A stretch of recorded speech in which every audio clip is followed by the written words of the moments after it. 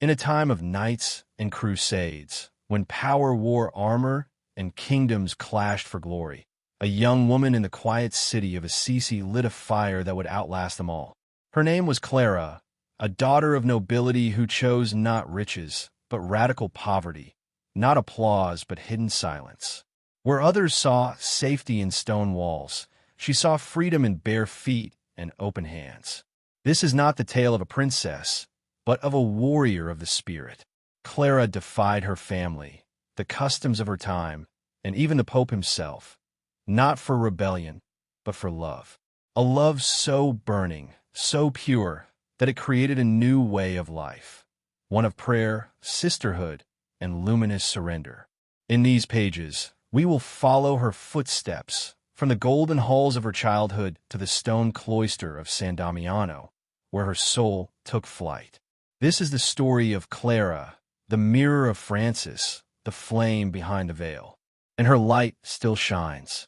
Chapter 1. The Light of Assisi. Clara was born into silk and stone, a noble daughter of Assisi, destined for marriage, wealth, and the quiet power of her family name.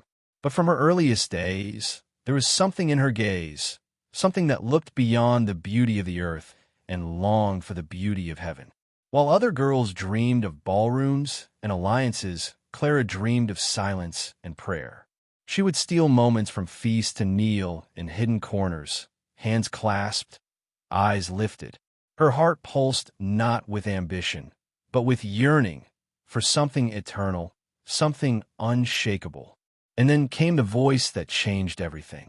In the dusty squares of Assisi, a young man began to preach, not with armor or scrolls, but with barefoot conviction and fire in his soul.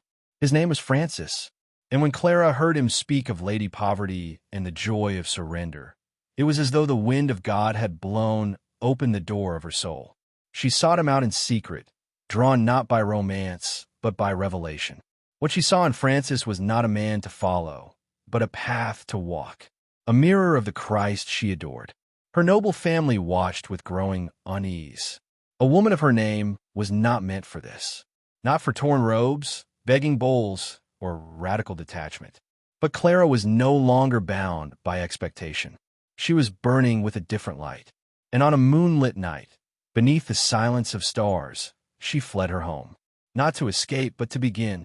In a small chapel called Poor Clares, Francis met her with open arms and holy awe. There, before the altar, she laid down her riches, her title, her golden hair, cut away in a single gesture of devotion. She clothed herself in humility in heaven. Thus began the story not of a girl lost to the world, but of a saint who would shape it from within stone walls. Clara had stepped into the unknown, and already her light was spreading. Chapter 2. The Great Renunciation. The news spread quickly through the streets of Assisi. Clara had vanished. Her family, furious and confused, searched every convent, every chapel. She was their jewel, their daughter, the pride of their house. And now she was gone, hidden among beggars and friars. They found her at last in the Benedictine monastery of San Paolo, cloaked in rough wool, her long golden hair shorn to the scalp. She stood in the candlelight, unshaken. Her eyes burned with something they could not command. They begged her to return, pleaded, even threatened. But Clara had already made her vow, not to man, but to God. To ensure her freedom, she fled again, this time to another monastery, each move a deeper step into the life she had chosen. Her family followed, dragging arguments and accusations behind them, but Clara would not be moved. Her body was still young and delicate, but her will was a fortress. In one final act, she clung to the altar and tore open her veil, revealing the sacred mark of her consecration. They could not touch her now. She was no longer theirs. Francis, moved by her unbreakable spirit, gave her sanctuary at San Damiano, a crumbling church he himself had rebuilt. There, on the outskirts of the city, Clara would found her own order, a community not of power, but of poverty. Women came, drawn by her fire. First her sister, then others. Even her mother, in time, would leave her noble home to join Clara in the cloister. They had nothing but prayer, silence, and the joy of being hidden in God. They sowed their own habits. They begged for food. They lived without shoes, without possessions, without regret. And yet within those simple walls, something radiant was growing. Clara had renounced the world, but in doing so, she had gained a kingdom no one could see. A kingdom where joy was not bought, where strength came from surrender, and where love burned brighter than gold. Chapter 3. The Mirror of Francis. At San Damiano, Clara did not seek to lead, only to love. Yet through her humility, she became a beacon.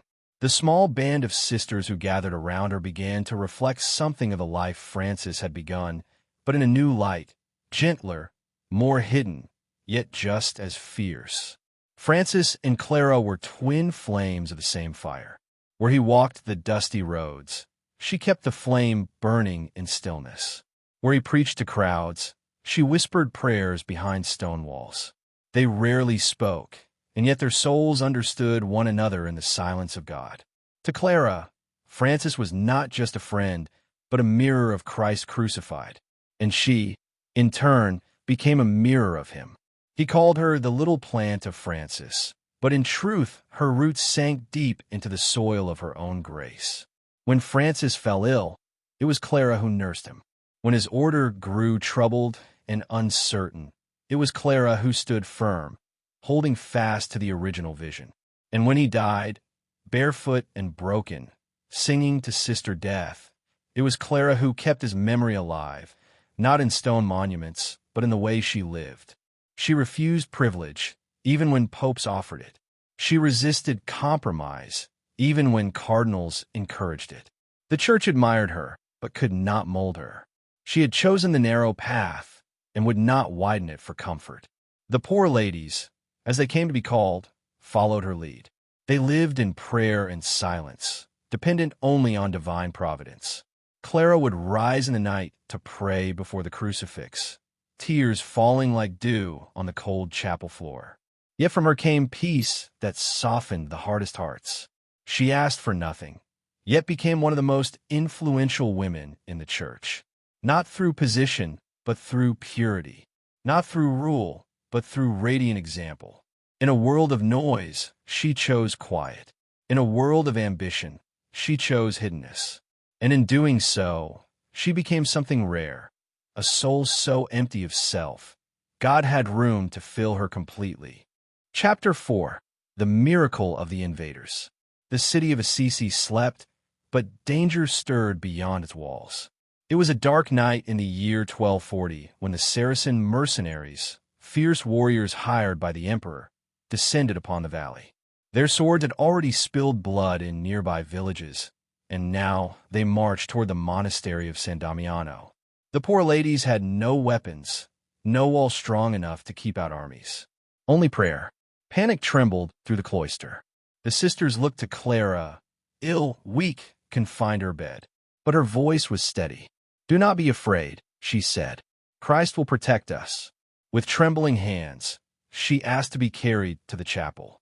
There, before the small tabernacle, Clara knelt and clutched the golden vessel that held the consecrated host, the body of Christ. Her voice barely more than a whisper, she prayed, "Lord, I beg you, protect these your daughters. I cannot guard them, but I trust you will." Outside, the enemy climbed the outer walls. Then came the miracle.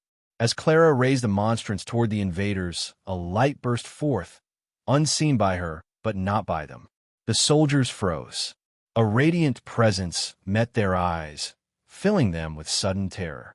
They stumbled back, confused and shaken. Some dropped their weapons. Others fled into the shadows. Not a single soul crossed the threshold. The monastery stood untouched. Later, witnesses would swear the light had no earthly source. Some claimed to see angels on the roof. Others said they heard singing. But Clara said nothing. She simply lowered her eyes and gave thanks. This was not the only miracle tied to her life.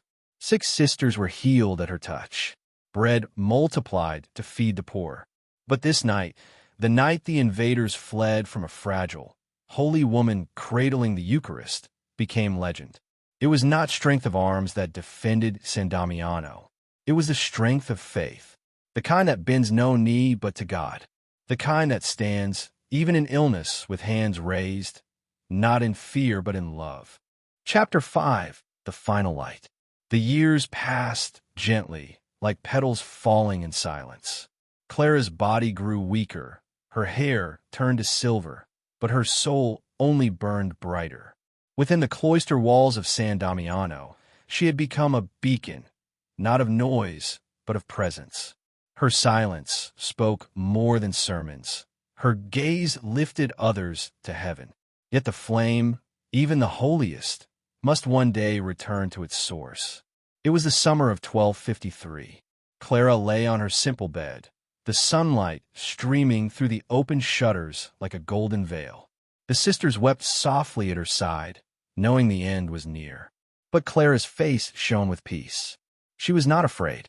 She had loved fully, lived freely, and held nothing back, not even her suffering. Word reached Pope Innocent IV, and he came in person to visit her, blessing her with deep reverence. Cardinals, friars, and the faithful gathered in awe, not to witness her power, but her surrender. And as her final hours approached, Clara whispered, "Thank you, Lord, for creating me." She died as she lived, in praise. But death could not contain her. Miracles poured forth from her tomb. The blind regained their sight, the sick were healed, and the grieving found comfort. Her sisters carried her spirit into the world, and the order she founded, the Poor Clares, continued to flourish across continents and centuries. 2 years after her death, Clara was canonized, a recognition not of earthly triumphs, but of divine love lived without reserve. She had given up everything, and yet gained all. To this day, in monasteries and hearts across the world, Clara's legacy glows like a hidden fire, quiet, steadfast, and unshakably luminous. She reminds us that true power lies not in force, but in faith, not in grandeur, but in grace. She was the flame behind the veil, and her light still shines. Clara of Assisi chose a path the world did not understand, a path of poverty, humility, and radiant love. But through her quiet strength, she lit a fire that still burns in the hearts of those who seek God in silence, simplicity, and surrender. Her life reminds us that true beauty is found not in what we possess, but in what we are willing to give. Thank you for walking this journey with us, and for listening to the story of Saint Clare, Virgin, Founder, and Flame-bearer of Peace. If this story touched your heart, we invite you to follow our channel for more sacred biographies, where the lives of the saints continue to inspire faith and courage across time. May her light accompany you always.